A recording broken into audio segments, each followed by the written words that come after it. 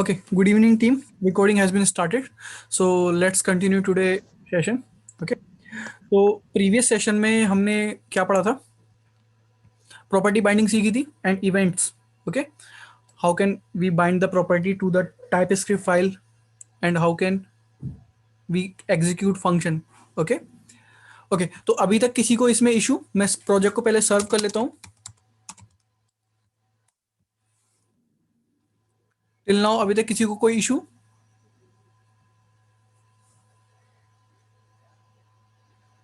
No, sir. Okay, good.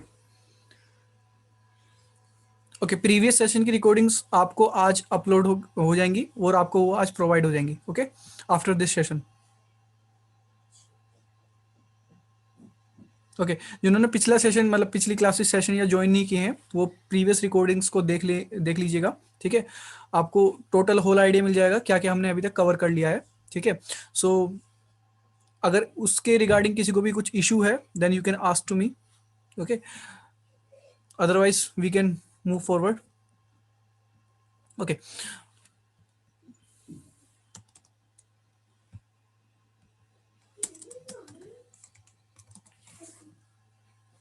सो हमने पिछली बार क्या किया था, एक सिंपल टेक्स्ट लिखा था, एक प्रॉपर्टी बाइंड की थी. ठीक है, जिसमें मैंने एक नेम लिख रखा है. ये नेम नाम का वेरिएबल आपको दिख रहा होगा. ठीक है, when I am clicking this button click me, so ये क्या कर रहा है, ये माई कस्टम फंक्शन नाम के एक फंक्शन को एग्जीक्यूट कर रहा है. Okay, so what I have done in this function, मैंने सिंपली क्या किया है, एक इसमें ट्रू वैल्यू फॉल्स चेंज किया, मतलब एक तरह से टॉगलर एक्शन परफॉर्म कर रहा हूं मैं इसमें. ठीक है, तो यहाँ पर मैंने h1 के अंदर एक बटन टॉगलर बटन नाम का एक वेरिएबल बनाया है जिसमें वैल्यू क्या है, ट्रू है. Okay okay, if ng if में जो है अगर ट्रू वैल्यू होगी तो ये डॉम में ये पर्टिकुलर एलिमेंट को रेंडर कर देगा, अदरवाइज ये इस एलिमेंट को क्या कर देगा, डॉम में से रिमूव कर देगा. ओके, तो सिंपली जब मैं इस बटन पे क्लिक करूंगा तो आप देख सकते हैं यहाँ से एलिमेंट रिमूव हो चुका है. अगर मैं आपको इंस्पेक्ट करके दिखाऊं डेवलपर मोड में, ठीक है, और यहाँ पर आप क्लिक कीजिए एलिमेंट्स पे. ठीक है, देन उसके बाद मैं दोबारा से इस बटन पे क्लिक करता हूं. मैंने बटन पे क्लिक किया तो ओके, ये पिक टूल पे आप क्लिक करेंगे, देन उसके बाद आप इस H1 को सिलेक्ट कीजिए. तो यहाँ पर आप अपने H1 एलिमेंट को देख सकते हैं. जैसे ही मैं इस पे क्लिक मी पे क्लिक करूंगा तो ये H1 जो एलिमेंट है ये डिलीट हो जाएगा, यहाँ से रिमूव ही हो जाएगा. ठीक है, तो ये जो एट्रीब्यूट होते हैं, आपको डायरेक्टिव दो तरह की बताई थी, स्ट्रक्चरल डायरेक्टिव. स्ट्रक्चरल डायरेक्टिव कौन सी होती है, जो स्ट्रक्चर पे इफेक्ट डालती हैं. ठीक है, और एट्रीब्यूट डायरेक्टिव, ठीक है, जो सिंपली प्रॉपर्टी बाइंडिंग करने के लिए हम यूज करते हैं एट्रीब्यूट डायरेक्टिव. ओके, तो उसमें हम एक एट्रीब्यूट डायरेक्टिव पढ़ने वाले हैं जिसका नाम है ng4. Point clear to everyone?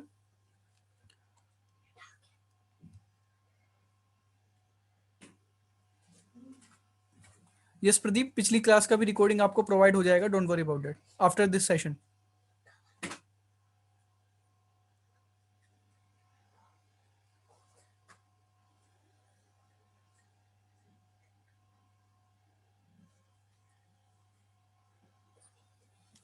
Please no one draw like that on a screen.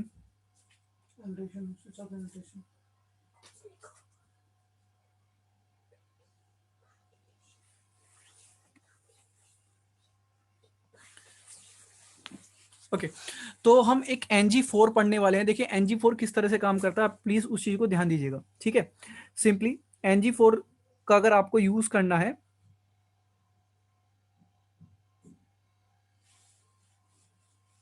Okay, तो ng4 का यूज करना है. मान लीजिए यहाँ पर एक टेक्स्ट, एक सिंपल एग्जांपल लेके चलते हैं. सिंपली मैंने क्या किया, यहाँ से HTML पूरा प्रॉपर्टी मिटा दिया और मैंने h1 लिखा और इसमें मैं सिंपली लिख देता हूँ हेलो. ठीक है, मैंने हेलो लिखा. ओके, तो आप देख सकते हैं, मैं इसे भी क्लीन कर देता हूँ कोड को. ये वेरिएबल हटाया मैंने and I'm also going to remove this function. Okay, so here you can see it's a simple TS file or we can create another component. मैं सिंपली एक अनदर कंपोनेंट बना लेता हूँ दोबारा से, ताकि आपको कंपोनेंट बनाने की कमांड भी याद हो जाए दोबारा से. ओके, तो सिंपली मैं एक अनदर कंपोनेंट बना देता हूँ. तो ऐप पे आप क्लिक करेंगे, okay, open in integrated terminal, then उसके बाद आपको कमांड फायर करनी है. Can anybody tell me what is the command to make a component? ng-gc component name. Okay, ng stand for generate, c stand for component. आप पूरा word भी लिख सकते हो जनरेट और कंपोनेंट भी पूरा लिख सकते हो. In short you can write g space C, okay. Then उसके बाद कंपोनेंट नेम, ओके। तो मैं यहाँ पे कंपोनेंट नेम बना देता हूँ, जैसे कि डेमो 4 लूप, ठीक है, और डेमो ng4 मैंने इसका नाम रख दिया। ng4 का यहाँ पर हम एग्जांपल समझेंगे इस कंपोनेंट में, तो सिंपली मैंने इसका नाम रख दिया demo ng4, okay. So after creating this component it will create some file for us, okay. तो आप यहाँ पे देख सकते हैं इसने हमारे लिए 4 फाइल क्रिएट किए, 4 फाइल जनरेट किए and updated the module file, okay. So which module file it has been updated, app module.ts, okay.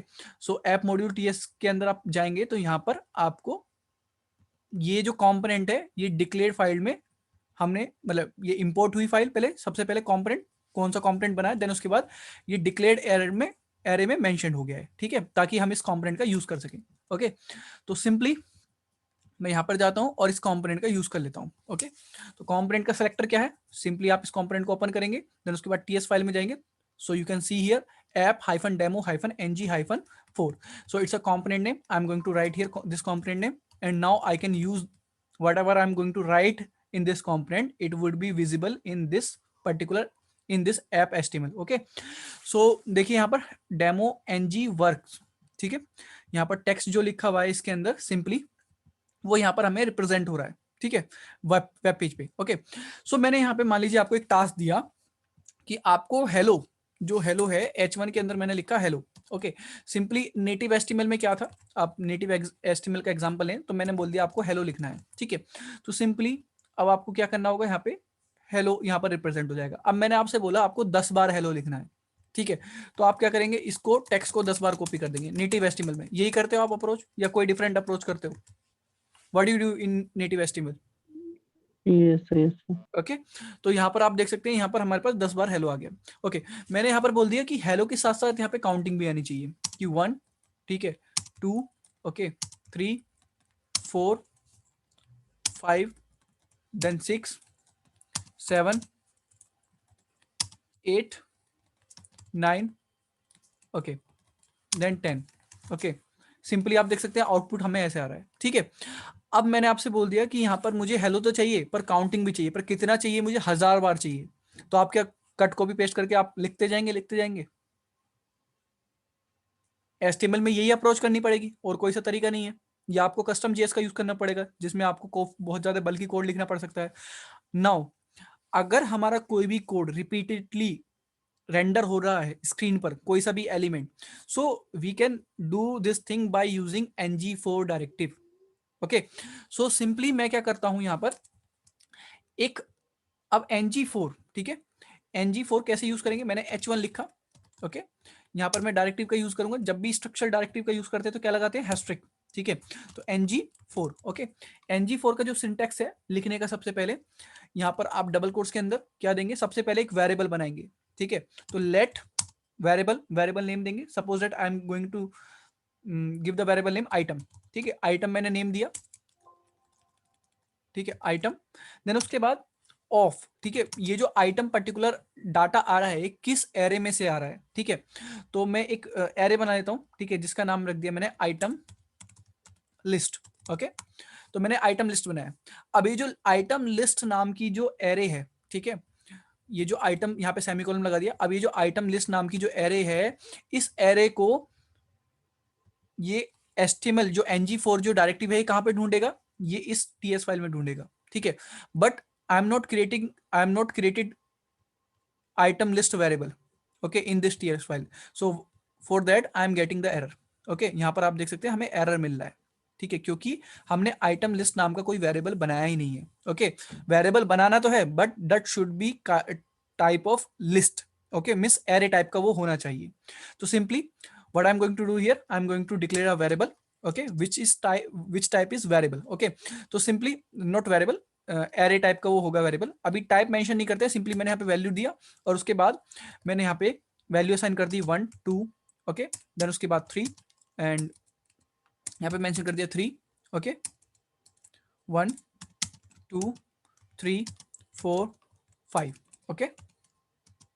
Okay, तो यहाँ पर देखिए हमने इसमें एरे में कितने डाटा रखा है, 5 डाटा पुट किए, ठीक है, मतलब 5 एलिमेंट्स पुट किए, 1 2 3 4 5, ओके। तो यहाँ पर ये ng4 किस तरह से काम करेगा इस चीज को आप ध्यान से समझेंगे एक बार, ठीक है। सपोज दैट मैंने इसके अंदर हेलो लिखा, So you can see here I am going to get hello 5 time. Okay, so hello 5 time. So ये वर्क कैसे कर रहा है, इस चीज को आप ध्यान से एक बार समझिए. सिंपली यहां पर क्या हो रहा है. Okay, 1 minute. ओके, तो हमारा जो एक्सप्रेशन है वो ऐसे है, लेट, ठीक है, item of item list. Point clear. अब आइटम लिस्ट में क्या है, एक एरे है, जो हमने एक टीएस फाइल बनाई थी, उसमें एक एरे पुट किया था, जिसमें एलिमेंट क्या है, 1 2 3 4 5, ये एरे है. ठीक है.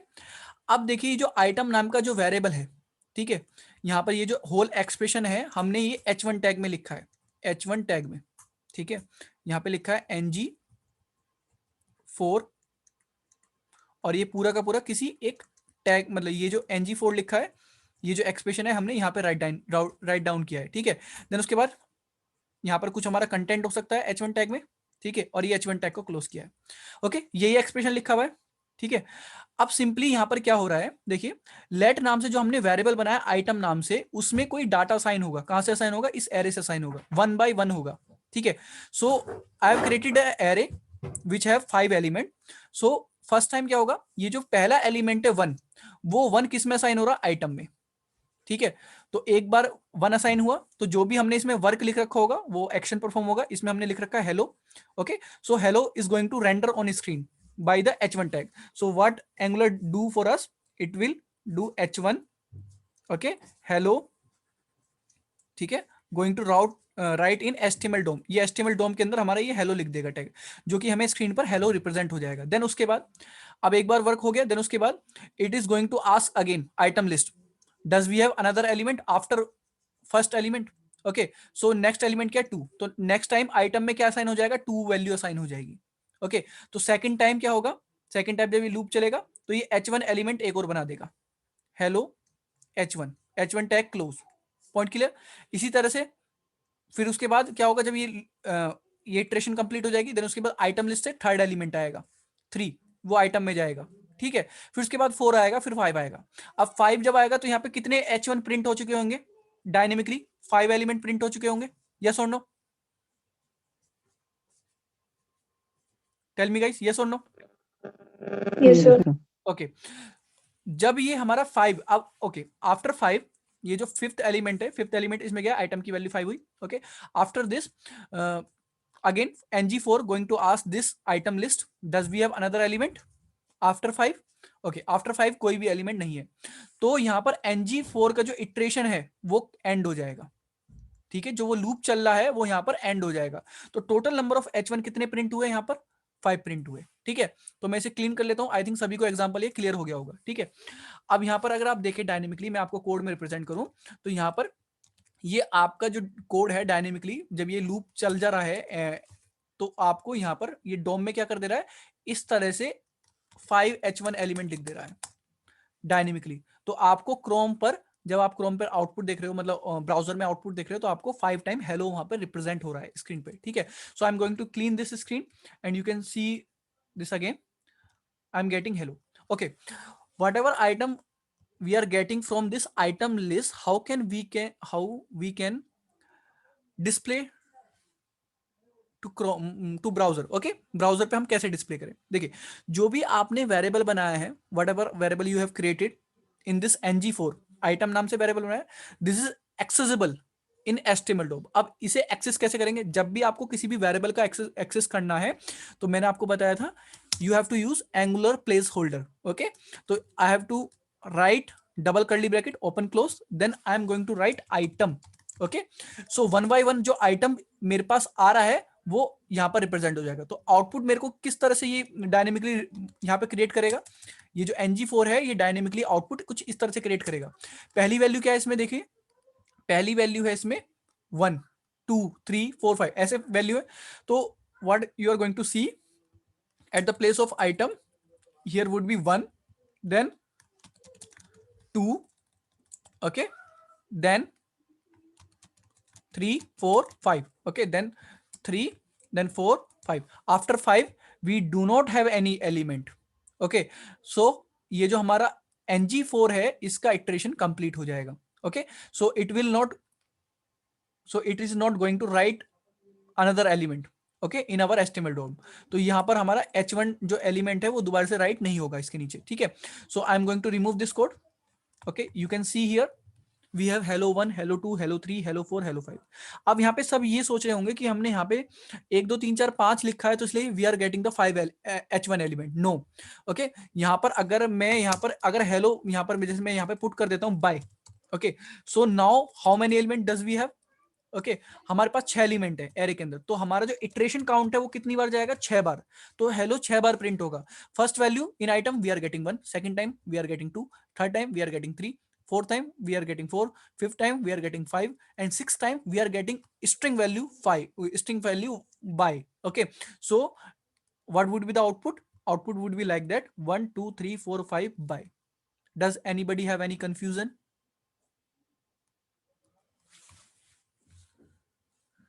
No, sir. Okay,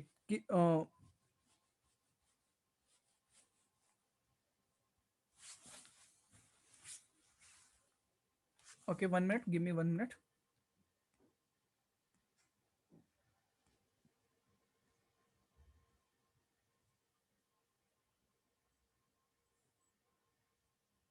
ओके, अगर आपको इंडेक्स वैल्यू प्रिंट करनी है, suppose that I am going to change this order. I am going to write here 4 and 5, again 5 and 0. so it's only element. ये मत सोचिए कि यहाँ पर 4 तक गिनती लिखी तो 5 और प्रिंट, और नहीं, जितने आपके एलिमेंट्स है, how many element do you have in array, okay, that the same number of the iteration would be occur. Okay, तो जितने भी एलिमेंट आपके इस एरे में होंगे उतने ही टाइम आपका ng4 इटरेशन काउंट चलेगा. ठीक है, वो उतनी बार ही लूप आपका चलेगा. ठीक है, तो यहाँ पर 6 एलिमेंट है तो आपका लूप 6 टाइम चलेगा. Okay, so 1 4 5 5 0. ओके, ओके, ये तो हो गया. ओके, जब अगर आप यहाँ पे देखें इस ये जो 1 है, what is the index of this 1? What is the index? Array का कॉन्सेप्ट सभी को पता है, एरे क्या होती है?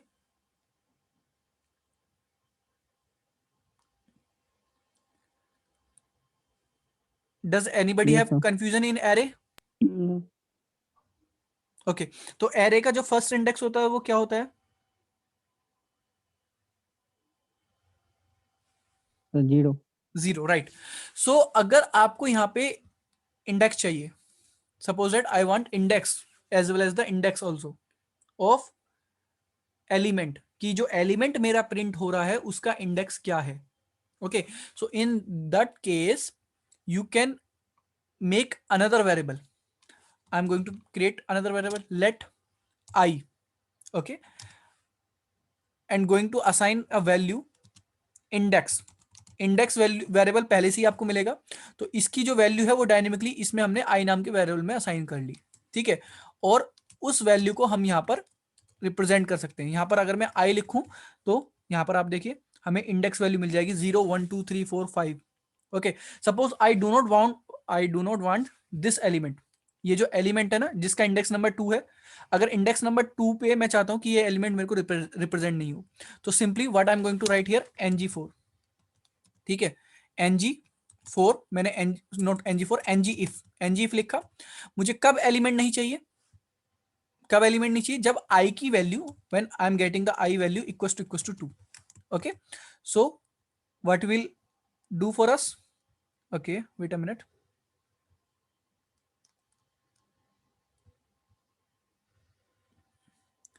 अच्छा, सभी को मेरी स्क्रीन दिख रही है? Yes, sir. Yes, sir. Okay, okay, so ये जो है यहाँ पर नहीं आएगा, मुझे यहाँ पर एक टैग में डालना होगा. ठीक है, सिंपली मैं यहाँ पर एक टैग ओपन कर लेता हूँ, ng कंटेनर. ओके, इसके बारे में बाद में बताऊंगा आपको ng कंटेनर का क्या यूज होता है, ng स्विच का क्या यूज होता है. ठीक है, ng टेम्पलेट का क्या यूज होता है. अभी ये समझ लीजिए जैसे आप नॉर्मली div यूज करते हैं ना, HTML में div लिखते हैं. ठीक है, तो ये div ही समझ लीजिए, but div have some structure in DOM, मतलब उसका कुछ means div have presence in DOM. मतलब अगर कोई आप div एलिमेंट बना रहे हैं ठीक है, तो उसकी प्रेजेंस रहेगी डॉम के अंदर, बट ये जो कंटेनर नाम का जो एलिमेंट है ये प्रेजेंट नहीं रहता डॉम में। ठीक है, ये आप लॉजिक इंप्लीमेंट करने के लिए यूज में ला सकते हैं। ठीक है, सिंपली तो देखिए यहाँ पर एलिमेंट जो है, यहाँ पर मैंने क्या लिख दिया है, व्हेन, यहाँ पर मुझे इस एलिमेंट, इस डाटा को तब रेंडर करना है स्क्रीन पर जब आई की वैल्यू नॉट इक्वल टू 2 है। ओके, तो जब आई की वैल्यू इक्वल टू 2 होगी तो उस केस में ये वैल्यू क्या देगा, ये लॉजिक क्या देगा मेरे को, फॉल्स। और मैंने बताया था अगर ngif को वैल्यू फॉल्स आती है तो वो डाटा को रेंडर नहीं करता स्क्रीन पे। ठीक है, तो सिंपली मैंने क्लीन किया, तो यहाँ पर आप देख सकते हैं 0 इंडेक्स का डाटा मिल रहा है, 1 का मिल रहा है, 3 का मिल रहा है, 4 का मिल रहा है। Does anybody have any confusion in it? Tell me guys. No, sir.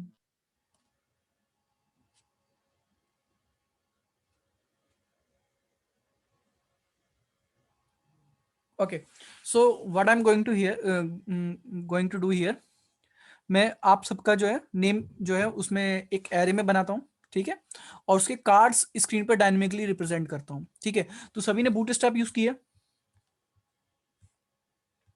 थोड़ी बहुत Bootstrap? Does anybody have any idea about bootstrap?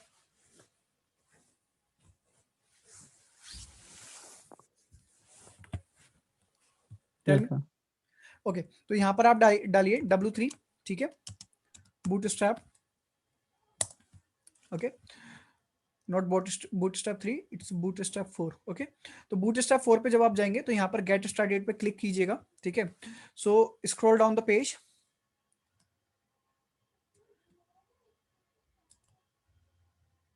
And you are going to get the whole page structure of bootstrap. तो bootstrap को अगर आपको use करना है तो सबसे पहले आपका ये मेटा टैग होना चाहिए, बहुत जरूरी। ठीक है, व्यू पोर्ट, जो कि रेस्पॉन्सिव, जो आप रेस्पॉन्सिव वेबसाइट होती है ना उसके लिए रेस्पॉन्सिबल होता है। ठीक है, तो ये मेटा टैग होना चाहिए। ठीक है, देन उसके बाद ये आपकी स्क्रिप्टिंग कोड होना चाहिए, स्क्रिप्ट कोड। ठीक है, जो बूटस्ट्रैप के कोड है। देन उसके बाद आपका ये जो लिंक टैग है CSS, ये होना चाहिए। ठीक है, तो simply what I am going to do here, I am just going to copy this whole CDN। Okay, तो ये जो मेटा टैग है ये ऑलरेडी एंगुलर में लिखा हुआ है, तो मैं उसको कॉपी नहीं कर रहा, सिंपली मैं इस CDNs को कॉपी कर ले रहा हूँ। ठीक है, ओके, तो अब ये जो CDN हमने कॉपी किया ये लिखेंगे कहाँ पर, यहाँ पर देखिए index.html फाइल है ना, इसमें आपका हेडी और बॉडी टैग है, तो इसमें आप ओपन करेंगे फाइल को। ओके, तो व्यू पोर्ट हमारा इसमें लिखा हुआ है, इनिशियल स्केल सेट है, तो यहाँ पे इसलिए मैंने व्यू पोर्ट को कॉपी नहीं किया, ओनली CDNs को कॉपी किया है। तो सिंपली मैं यहाँ पर कॉपी करूंगा डाटा। ओके, कॉपी करने के बाद यहाँ पर जो आपका लिंक टैग है, लिंक टैग मतलब स्टाइलिंग, उसे आप ऊपर रहने देंगे, और जो आपके स्क्रिप्टिंग टैग है इन्हें मैं यहाँ से कट कर लेता हूँ।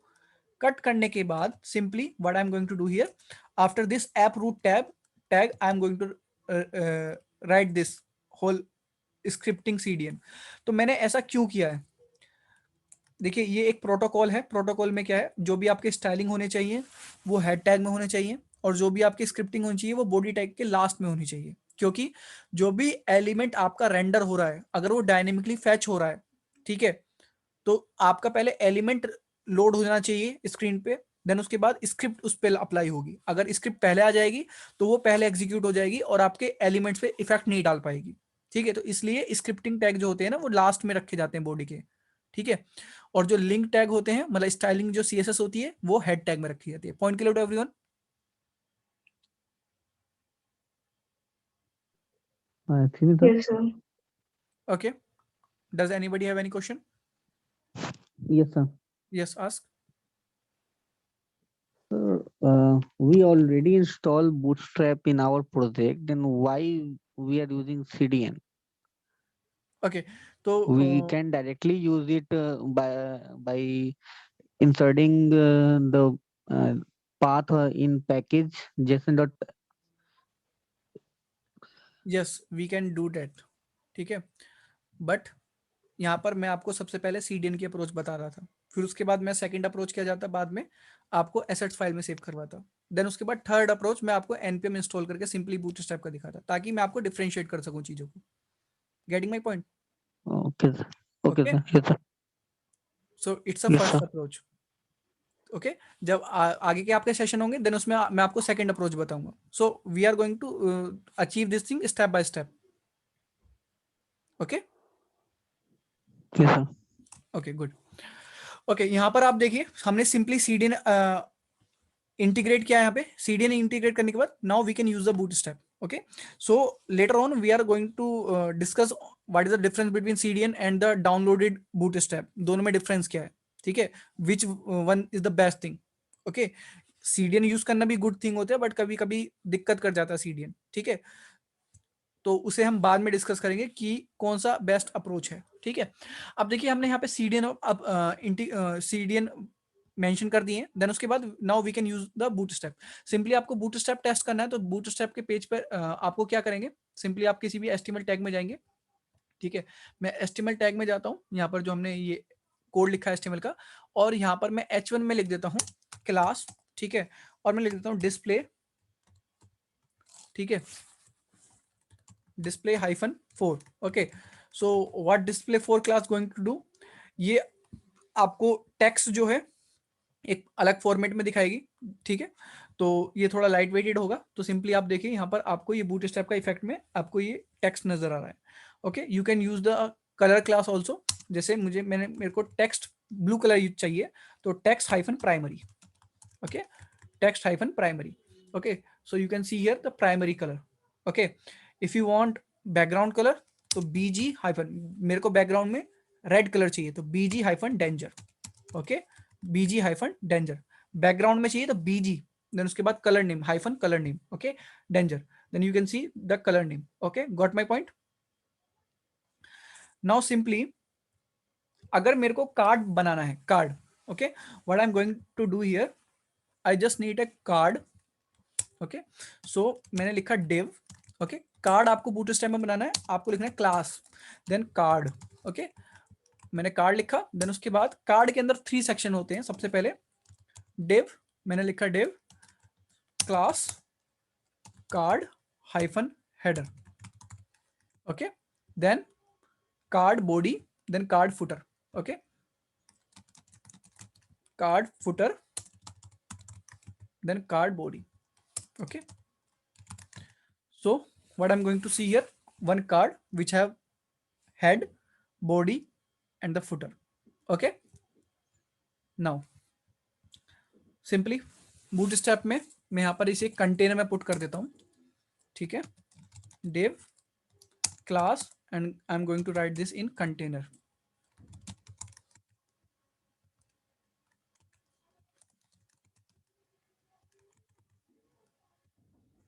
okay so you can see the card। okay some मैं यहाँ पे कोई width सेट कर देता हूँ, style width then 200 pixel। okay okay so you can see here the card। okay मैं से थोड़ा बढ़ा देता हूँ, 400 कर देता हूँ। okay so मुझे कार्ड कैसे चाहिए, यहाँ पर मुझे रिप्रेजेंट करना है सबसे पहले student name. Suppose that student name जैसे है एग्जांपल के तौर पे Ravi, so what I need in header it should be Ravi, ठीक है, student name then proper H1 में मैंने यहाँ पे लिखा नेम, ओके रवि देन, ठीक है, और यहाँ पे मैंने लिखा age 24, gender mail,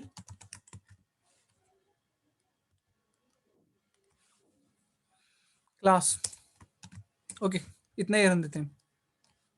okay in footer good student.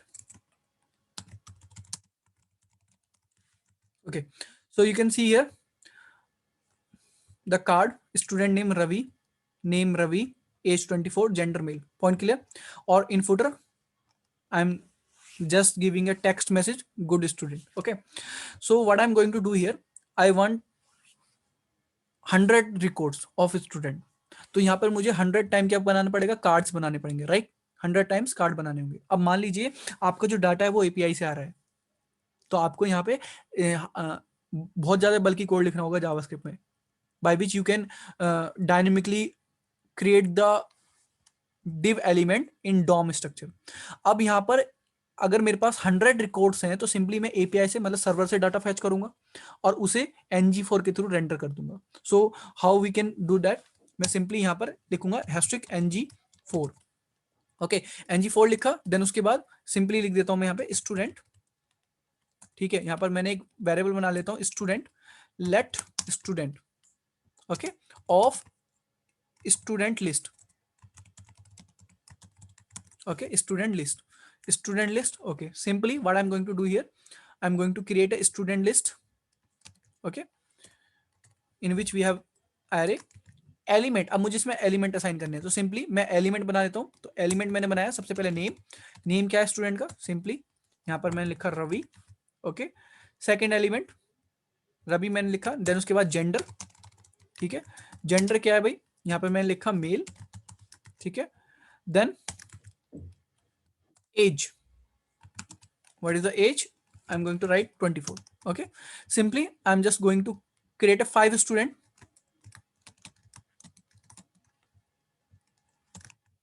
Okay,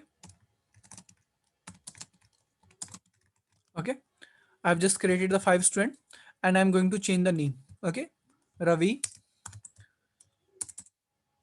Garima,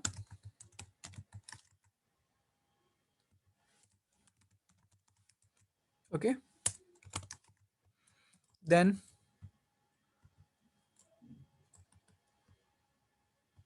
Ravindra, okay, then Shubham,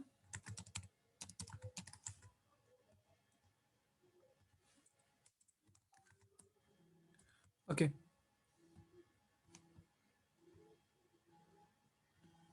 then another student also we have Shubham.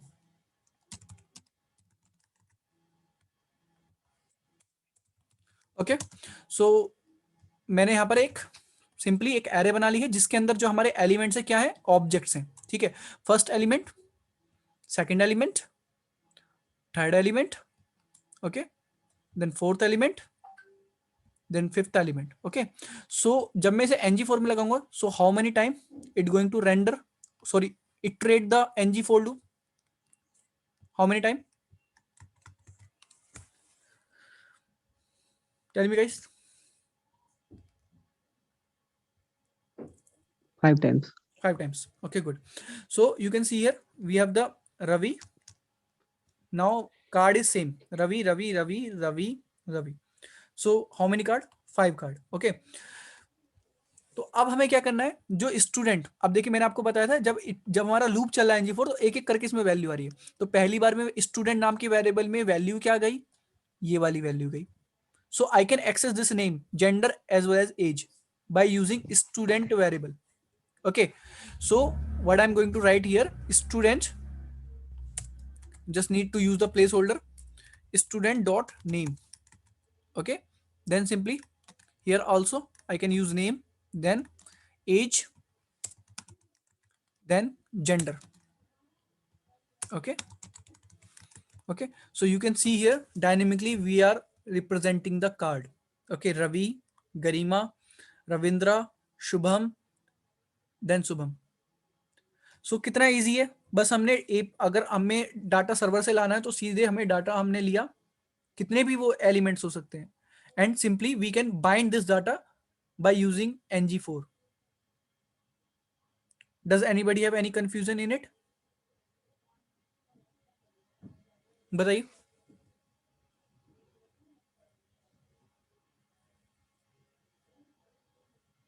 Tell me guys. No, sir.